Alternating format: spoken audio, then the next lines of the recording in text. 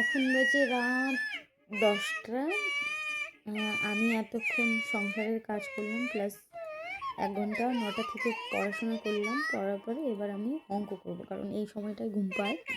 তো এই সময়টায় আমি অঙ্ক করব। আজকে অঙ্ক করছি অনুপাত সমানুপাতের সুবীর দাসের প্রথম যে অঙ্কটা রয়েছে।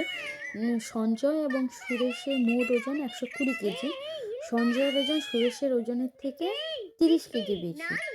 সুরেশ ও সঞ্জয়ের ওজনের অনুপাত কত? এটা আমি করব। এটা দেখো তাহলে আমি কিভাবে করছি।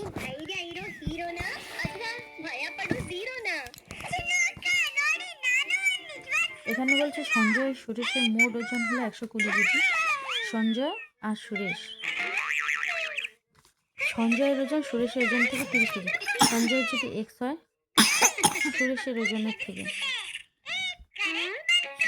সুরেশ, সঞ্জয়ের ওজন সুরেশের ওজনের থেকে এক্স প্লাস 30।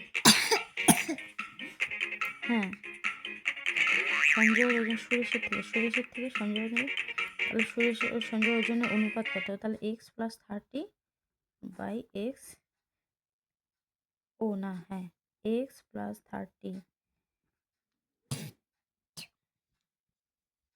মোট ওজন, দুজনের মোট ওজন 30 প্লাস এক্স ইকুয়াল টু 120। তাহলে এখানে হবে 2x ইকুয়াল টু 90।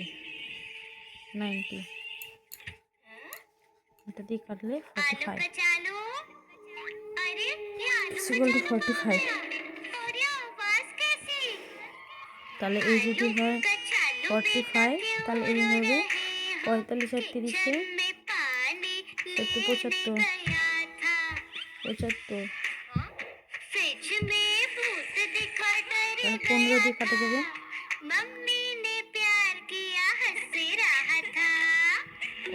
5 নং 45, আর এটা হলো 5 নং 45, 5 হাজার 25, 3 5 15, 3 5 15, 3 3 9, মানে 3:5, 3:5। মানে সুরেশের হলো 3 আর সঞ্জয়ের হলো 5।